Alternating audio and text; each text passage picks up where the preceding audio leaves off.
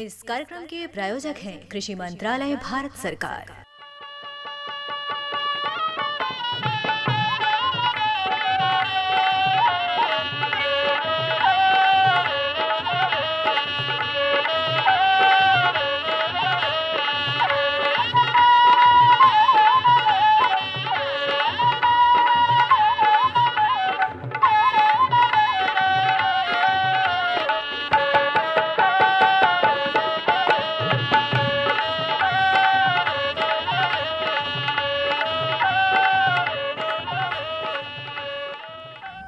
भैया बोला जय जवान जय किसान। भौजी हाँ नहीं भैया देख आज अपने कार्यक्रम किसान वाणी में हम लोग जुट गल है।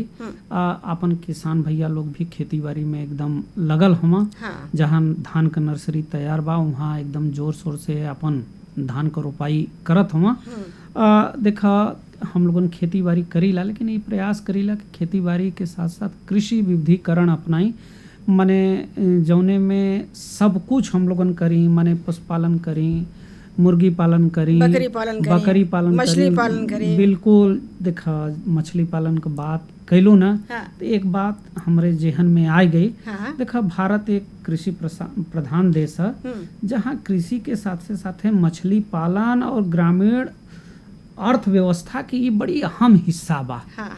मछली पालन न केवल ग्रामीण क्षेत्रन में रोजगार प्रदान करला, बल्कि देश के पोषण और सुरक्षा, आर्थिक विकास में भी अपन बहुत महत्वपूर्ण भूमिका अदा कराला। हाँ। यही योगदान के सम्मान देवे बदे प्रत्येक वर्ष 10 जुलाई के माने आज के दिन हाँ। राष्ट्रीय मत्स्य किसान दिवस मनावल जाला। देखें अपन किसान भैया लोग आज ये दिवस के मनावत भी हम। हाँ। अब भौजी ये दिवस का महत्व ई बा कि जौन अपन किसान भाई लोग हवा मछली पालन से जुड़ल हवा, मछुआरा हवा, या जौन वैज्ञानिक भैया लोग मत्स्य पालन के क्षेत्र में प्रयास कैलेन, उनके सम्मानित करे बदे हाँ। ई राष्ट्रीय मत्स्य किसान दिवस मनावल जाला। जौने से कि भारत में मत्स्य पालन के क्षेत्र में जौन अपन किसान भैया लोग हम वो आत्मनिर्भर बनाए और उन्नत तकनीक अपनावें और अपन योगदान देश के आर्थिक विकास में दें। बिल्कुल, और आप सही कहना है मुनई भैया। कहें कि देखें आज का जो उनका दिन है सराहना करे का दिन है अपने वैज्ञानिक भैया का, जे डॉक्टर हीरा लाल चौधरी और उनकर सहयोगी डॉक्टर अली कुन्ही, जो ये लोग 1957 में 10 जुलाई के भारतीय मेजर कार्प के सफल प्रेरित प्रजनन के लोग सफल कैला। और इन लोग के मेहनत देखें रंग ले आइल और ये लोग संगठन में मिल करके ये उपलब्धि हासिल कैले, जैसे एकरे चलते पूरे मत्स्य क्षेत्र में क्रांति आ गई। बिल्कुल। और भारतीय मेजर कार्प्स का प्रेरित प्रजनन जलीय कृषि के क्षेत्र में एक बड़ी सफलता रहल।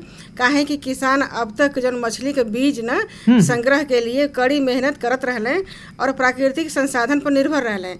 ये प्रजनन तकनीक के चलते मछली किसान के बहुत बड़े पैमाने पर पर्याप्त मछली बीज के उत्पादन करे का अनुमति मिलल। बिल्कुल सही बात कहती। जैसे भारत में मछली का बढ़त मांग के पूरा करे का मार्ग प्रशस्त भइल। बिल्कुल देखें जौन मछली पालक किसान भैया लोग हम आज के दिन के माध्यम से, दिवस के माध्यम से उनके प्रेरित कयल जाला और उनकी योगदान का सराहना कयल जाला और वैज्ञानिक तरीकन से जौन मछली पालन बा ओके बढ़ावा देवल जाला।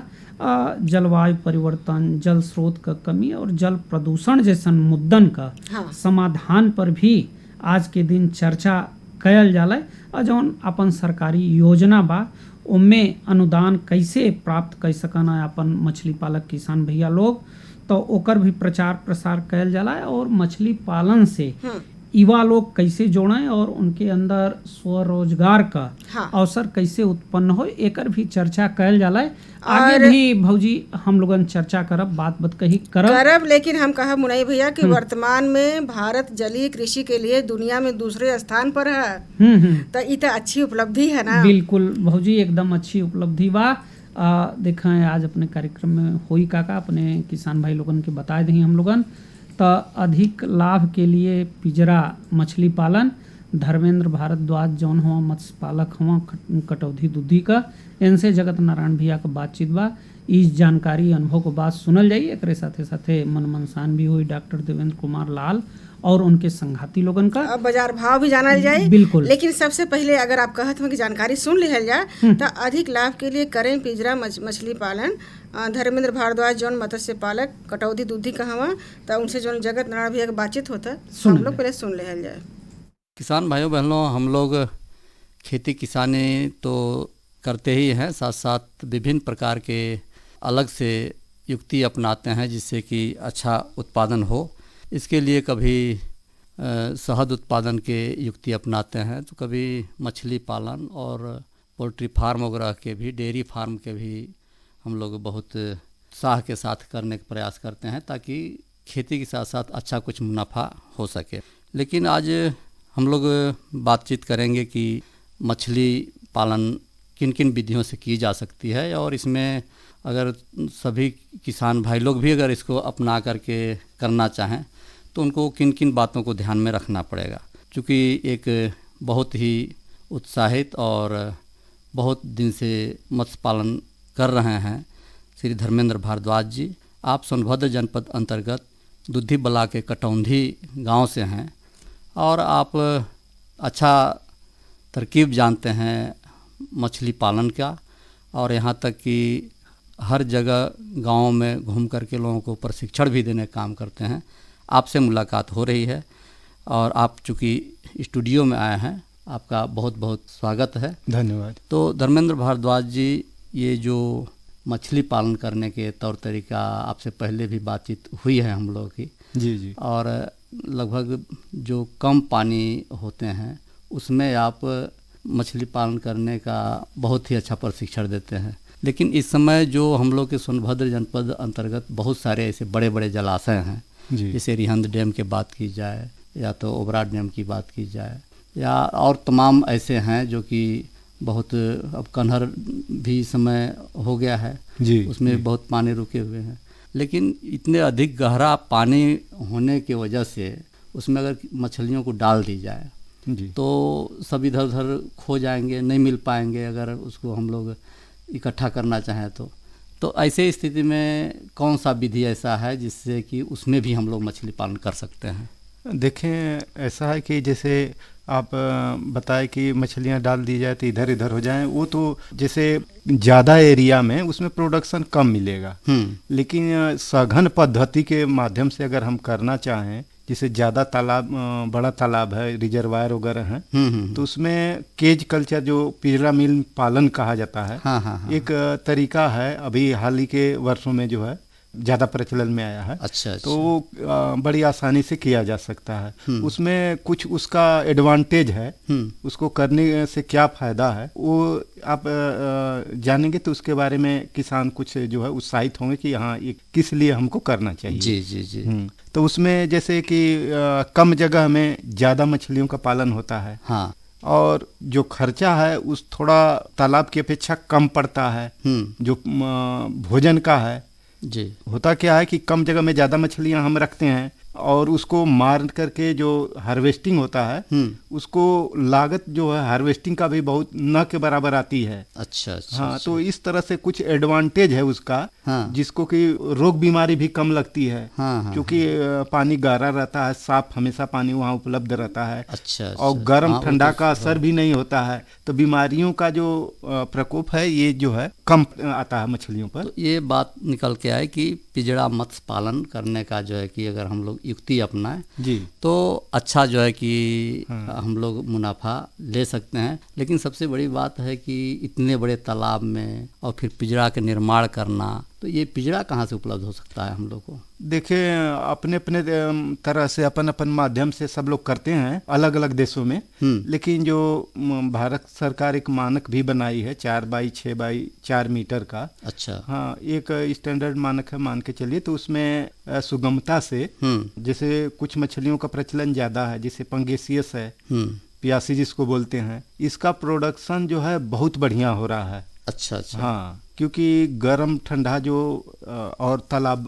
में मिट्टी वाले तालाब जो अर्दन पाउंड है उसमें समस्या आती है, तो उसमें रिजर्वायर वगैरह में जहाँ गहरा पानी है वहाँ पर केज लगा हुआ, वो ये समस्या नहीं आती है। बरहो साल मतलब बरहो महीना ये जो हर मौसम में ये मछली पालन जो पंगेसियस का बड़ी सुगमता से हो रहा है। तो इस क्षेत्र में जहाँ ये पिंजरा मत्स्य पालन हो रहे हैं जी, तो कहीं उससे आपको प्रशिक्षण देने का अवसर मिल पाया क्या उसमें? देखें शुरुआत से ही जैसे रिहंद में लगा केज कल्चर, शुरुआत से ही हम उससे जुड़ाव था, लगा हुआ था उद्घाटन के समय से ही।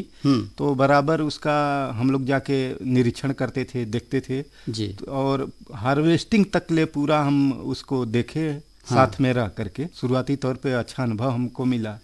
हाँ। अब चूंकि जो छोटे तालाब होते हैं तो उसमें तमाम शैवाल होते हैं या पत्तियों का सड़न होता है, और ऐसे भी हरे चारे होते हैं किनारे किनारे जिसको कि आहार के रूप में मछलियां लेते हैं, और कुछ ऊपर से भी आहार दिए जाते हैं जिसकी वजह से वे अपना भोजन प्राप्त कर पाते हैं। लेकिन ये जो पिंजरा मत्स्य पालन है जी, उसमें आहार कैसे देते हैं? देखें चूंकि इस पिंजरा मीन पालन में मछलियों को सघन रूप में पाला जाता है। मान के चलिए कि 5 गुना जितना तालाब में ज़्यादा से ज़्यादा जितना मछली पालन से 5 से 8 गुना तक ले सघनता में पाला जाता है। तो मछलियों के लिए जो प्लैंटान की उपलब्धता है, प्राकृतिक चारा का, जू प्लैंटान हो या फाइटोप्लैंटान का, वो मात्रा कम पड़ जाती है। अच्छा। हाँ, क्योंकि जो जल में घुल करके प्लेंटान जो रहता है मौजूद, हाँ, उससे उसका गुजारा नहीं हो पाएगा। तो अलग से उनको पूरक आहार, फ्लोटिंग फीड जो तैरने वाला चारा होता है, अच्छा, उसको दिया जाता है ताकि मछलियों का समुचित स्वास्थ्य अच्छा रहे और मछलियाँ अच्छी तरह से बढ़ें और पिंजरा से बाहर भी न निकल पाए, ऐसा आहार? हाँ, वो लगा रहता है किनारे, जाल वगैरह लगा रहता है, उसे चारा बाहर नहीं जाता है। हाँ। अच्छा, वो पिंजरा एक ही जगह अस्थायी होता है या तैरते हुए रहता है? वो पिंजरा तैरते हुए रहता है, लंगर टाइप का लगा दिया जाता है उसमें। थोड़ा सा पानी मान लिए बढ़ा पानी तो ऊपर भी अपने आप चला जाए, घटा तो उसी के हिसाब से वो पानी पर तैरते हुए फ्लोट होते हैं, ड्रम टाइप का होता है। जी। हाँ, उस पर चलने की व्यवस्था होती है और चारों तरफ से उसमें नेट वगैरह भी लगा रहता है कि मछली कूद के भाग भी ना सके। इस तरह की व्यवस्था लगाई जाती है उसमें। तो ये है कि उसको करना चाहें तो लोगों को कहाँ संपर्क करना होगा? देखें, पिंजरा मीन पालन के लिए अगर आप शुरुआत करना चाह रहे हैं अपने जनपद सोनभद्र में, तो आपको मत्स्य विभाग जो है हमारा सोनभद्र में, वहाँ कार्यालय में जाके, कार्य दिवस में जाके संपर्क करें आप। अच्छा। हाँ, क्योंकि मछुआ समुदाय के ज्यादातर लोग इस मछली पालन जो पिंजरा मीन पालन है उसको शुरुआत कर रहे हैं लोग। तो अगर आप भी कोई किसान चाह रहा है तो जाके संपर्क करें और छूट जो आ रही है गवर्नमेंट की सब्सिडी, उसका लाभ ले। तो चूंकि वो चाहे हम लोग पिंजरा में पालें या ऐसे कहीं भी मछली पालन करें, लेकिन उसमें तमाम तरह की बीमारियों की संभावनाएं होती हैं। तो अब चूंकि जलचर प्राणी है, उसमें कैसे पहचाने कि ये मछली बीमार हो रहे हैं और उनको कौन सा रोग की संभावनाएं हैं और क्या उसका उपचार हो सकता है? देखिए, पिंजरा मीन पालन में जो शुरुआती दौर में आता है, जैसे बाहर से बच्चा वगैरह आया तो उस समय कुछ समस्याएं आती हैं। वो मछलियाँ आती हैं, स्ट्रेस में रहती हैं, या एक दूसरे से घर्षण के कारण जो है कुछ फंगस वगैरह की समस्या रहती है, तो मछलियाँ कुछ मरती हैं। तो उसका फीड के माध्यम से ही, उसमें फीड में ही मिला करके जो है मेडिसिन वगैरह हाँ दिया जाता है और कुछ समय के बाद मछलियाँ स्वस्थ हो जाती हैं। तो ये समस्या नहीं आती है। और आपको बता दें कि इसमें तापमान का उतार चढ़ाव नहीं के बराबर होता है, तो इसलिए मछलियों को बीमारी की संभावना, इसमें बता दें आपको कि ज्यादातर पंगेसियस का ही पालन किया जा रहा है इसमें। अच्छा। हाँ, और बाकी जो मछलियाँ जैसे कॉमन कार्प हो गई या और मछलियाँ हैं, उस हिसाब से, जिस हिसाब से पंगेसियस की बढ़ोतरी है या उसका उत्पादन है, उस हिसाब से प्रॉफिट और मछलियों में कम है। इस वजह से पंगेसियस ज़्यादा इसको लोग प्रोत्साहन दे रहे हैं। तो लगभग जनपद सोनभद्र के पूरे क्षेत्र को लिया जाए तो लगभग उसका वातावरण एक जैसा ही है संभवतः, पानी के जो है कि खरापान या मीठापान जी। तो यहाँ पर अधिक कौन प्रजाति की मछली ज़्यादा उत्पादन किए जा सकते हैं? देखिए, कमर्शियल रूप से जो मार्केट में हमारी डिमांड है और कम समय में जो तैयार हो जाए जिसको सुगमता से उसको बेचा जा सके, वो देखें जैसे आपका रोहू, कतला, नैन हो गई, ये सब जो मछलियाँ अपनी मेजर कार्प हैं, इसको बढ़ने में समय लगता है। अच्छा। हाँ, क्योंकि केज कल्चर में आप उतना उत्पादन नहीं हो पाता जिस हिसाब से पंगेसियस का हो रहा है। हाँ। तो इसमें पंगेसियस का जो है ज़्यादातर उत्पादन अच्छा लोग कर रहे हैं, और भी मछलियाँ हो रही हैं, लेकिन उसके वनस्पति जो है पंगेसियस का ज़्यादा उत्पादन हो रहा है। बिल्कुल बिल्कुल। क्योंकि अब अपने अंचल के जो भी बड़े बड़े जलाशय हैं उसके किनारे लगभग बहुत मछुआरा लोग निवास करते हैं। जी। और अपने इधर जो रिहंद डैम के आसपास कर रहे हैं तो आदिवासी लोग ज़्यादा हैं जी। तो क्या ये मत्स्य पालन करना चाहें तो और कुछ उनके लिए सहूलियत है क्या? देखें, गवर्नमेंट की तरफ से एसटी, एससी या महिला के लिए तो है ही, लेकिन केज कल्चर के लिए कुछ विशेष कम्युनिटी के लिए छूट है। तो वो मत्स्य विभाग के ऑफिस में जाके संपर्क करें और जो भी सब्सिडी है वो किसान उसका लाभ उठाएं। क्योंकि रेडियो के माध्यम से बहुत किसान लोग सुन रहे हैं जो मछली पालन किए हुए हैं, तो उनको किन किन बातों को ध्यान रखना चाहिए जिससे कि अच्छा मछलियों के बढ़वार हो और बीमारियों से बचाया जा सके? देखें, वैसे तो केज कल्चर में वैसी कोई बहुत बड़ी बीमारी नहीं लगती है। कहीं से अगर संक्रमित मछली आ गई है, जैसे बाहर से सीड लाए अगर डाल दिए, कोई वैसा बीमारी है तभी वैसा समस्या आती है, लेकिन वैसा समस्या आती नहीं है। अगर इस तरह की समस्या कोई आती है तो विभाग से संपर्क करें, और चूंकि लखनऊ में NVFGR है, वहाँ पर लैब भी है, तो ले जा करके मछली का जो है उसको टेस्ट करवाएं, कौन सा बीमारी है, उसका इलाज वो लोग खुद बताएंगे किस मात्रा में कौन सी दवा लगेगी। बल्कि वहाँ खाने और रहने के लिए जो है वो निःशुल्क है, जो किसान लेकर के जाएगा सैंपल, और उसका इलाज वो लोग बताएंगे, पूरा ट्रीटमेंट करके देख करके, और इलाज भी बताएंगे, दवा वगैरह भी बताएंगे वो। अच्छा, मतलब उसको ऐसे ही छोड़ देने की आवश्यकता नहीं है। जी। तत्काल उसका निदान की प्रयास करना चाहिए। उपलब्ध है, संपर्क करने की जरूरत है केवल। बिल्कुल। बहुत अच्छा लगा आपसे मुलाकात होकर के कि जो है कि इतना बढ़िया जो पिजड़ा मत्स्य पालन की योजना आपने बताया, और बकिया लगभग हर तरह के रंगीन मछली भी आप पालन करते हैं, उसके बारे में भी बातचीत होती रहती है। चलते चलाते लोगों को क्या कुछ कहना चाहेंगे कि वे अच्छा मछली पर ध्यान दे सकें? देखें, चलते चलाते हमारा यही कहना है कि देखिए, मत्स्य पालन जो है एक नई दिशा की ओर जा रहा है। जी। हाँ, एक हिसाब से कहें तो उगने के बाद जो सूरज की स्थिति होती है उस दिशा की ओर जा रहा है। तो अगर मेन समय में आप भी अगर उसमें शामिल होना चाहते हैं तो मछली पालन एक बहुत बढ़िया जो है युक्ति है। अगर किसान अपनाए इसको तो उसका भविष्य उज्जवल हो सकता है। बिल्कुल। तो किसान भाई बहन लोग, देखिए ये धर्मेंद्र भारद्वाज जी हैं और आपसे बातचीत हो रही थी मत्स्य पालन की नई विधि पिजड़ा मत्स्य पालन के बारे में, और आप तुद्दी बल्ला के कठौंधी गांव से स्टूडियो में आए। आपका बहुत बहुत धन्यवाद। हर जोखिम से निकल कर फसल आए, सुरक्षित हो जाए,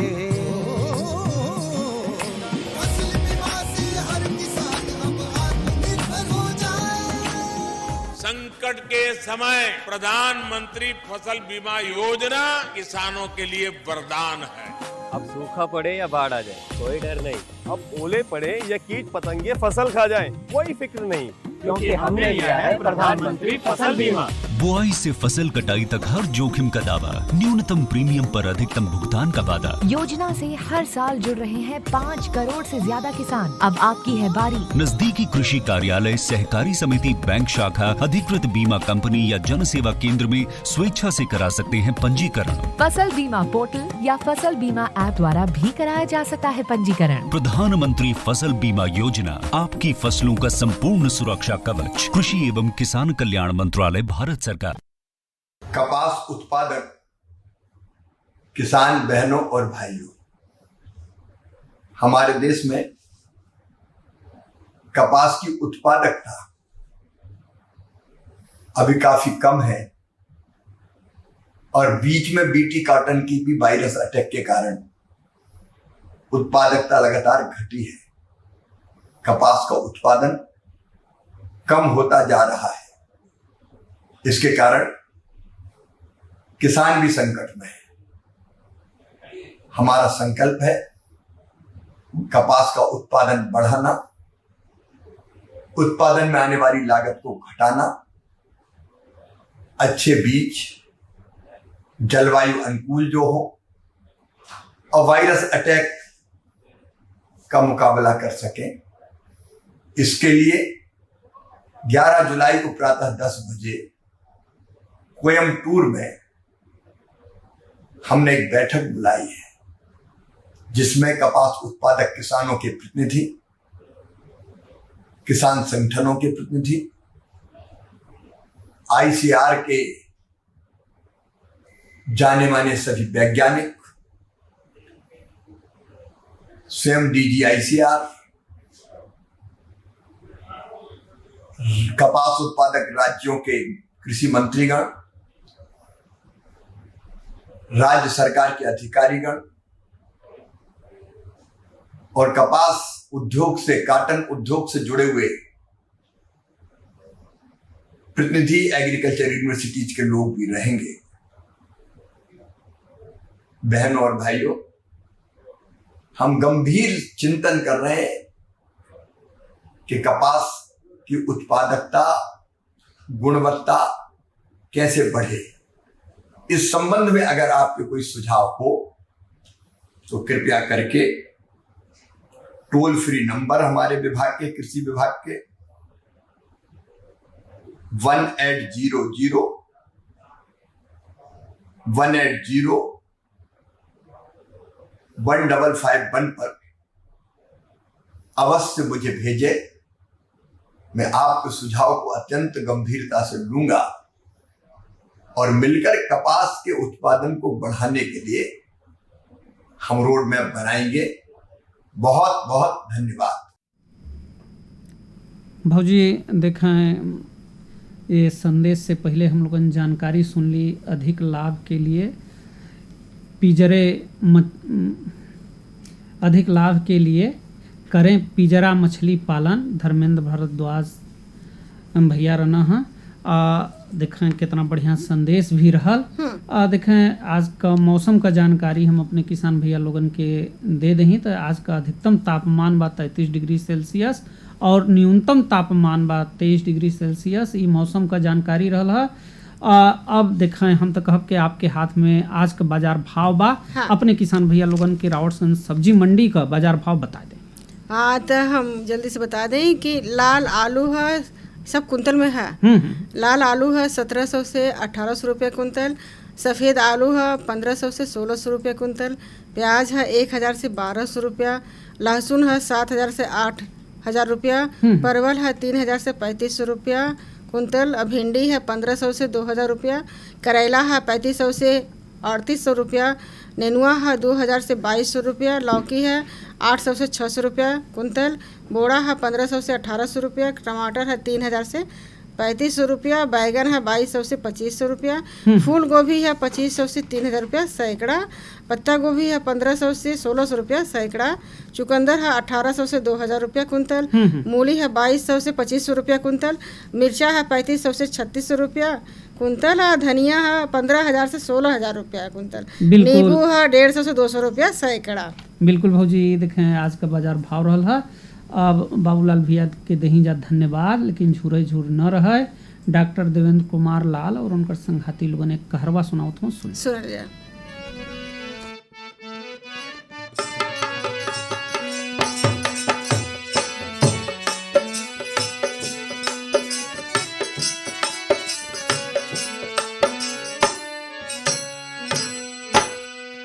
अरे हंसी हंस के कहे बारी धनिया हो, सजनवा हमारे मान कहना। हंसी हंस के कहे बारी धनिया हो, सजनवा हमारे मान कहना। हंसी हंस के कहे बारी धनिया हो,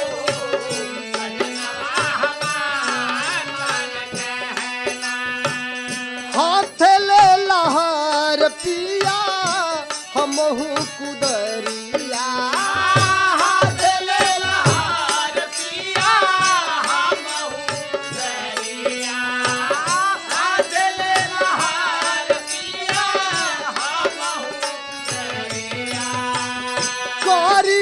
जुताई हम गोड़ बकियरिया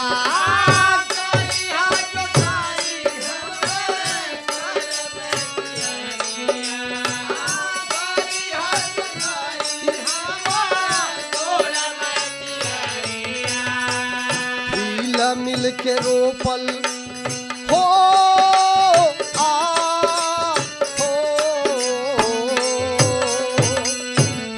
मिल के रोपल जाई धनवा हो सजनवा हमार मान कहना मिल के रोपल जाई धनवा हो सजनवा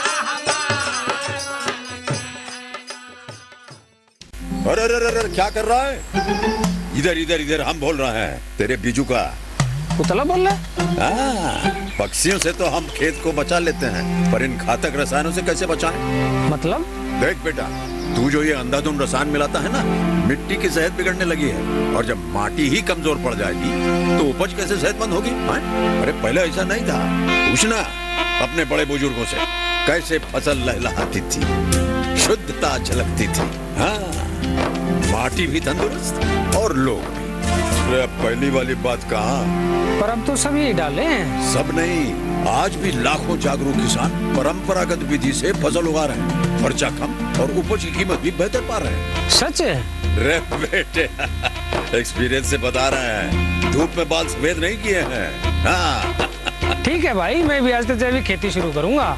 माटी से प्रेम की परंपरा है, परंपरागत खेती। भौजी देखें कितना बढ़िया हम लोग मन मनसायन सुन ली। संदेश से पहले डॉक्टर देवेंद्र कुमार लाल और उनके संघाती लोगन के दही धन्यवाद। लेकिन अपने किसान भैया लोगन से हम एक निहोरा करब कि भैया हो देखा इसमें मने जौन रिमझिम बरसात होता तब बरसात का पानी अपने खेत में कैसे रोके एकरे बदे भी हम लोगन के थोड़ा सा प्रयास करे के चाहिए। धान का रोपाई का तैयारी अपन किसान भैया लोग अगर करत हैं तो सबसे पहले पानी रोके का प्रयास करें। जब पानी रुक जाई तो में लेव बनावे में थोड़ा सा आसानी हुई और लेव बनाए का तब पंक्तिबद्ध तरीके से रोपाई करें। और जो वैज्ञानिक भैया लोग तरीका बतावत हैं वो तरीका के जरूर अपनावें। अब विशेषज्ञ भैया लोगन से समय समय पर सलाह भी लें और खेत तालाब भी बनावें। बिल्कुल।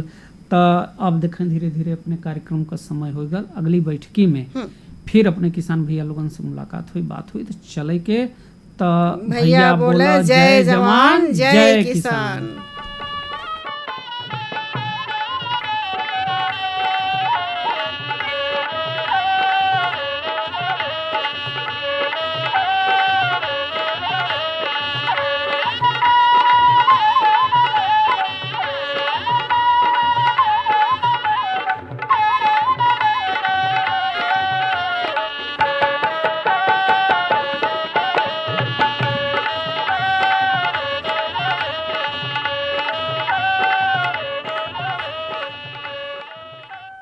इस कार्यक्रम के प्रायोजक थे कृषि मंत्रालय भारत सरकार।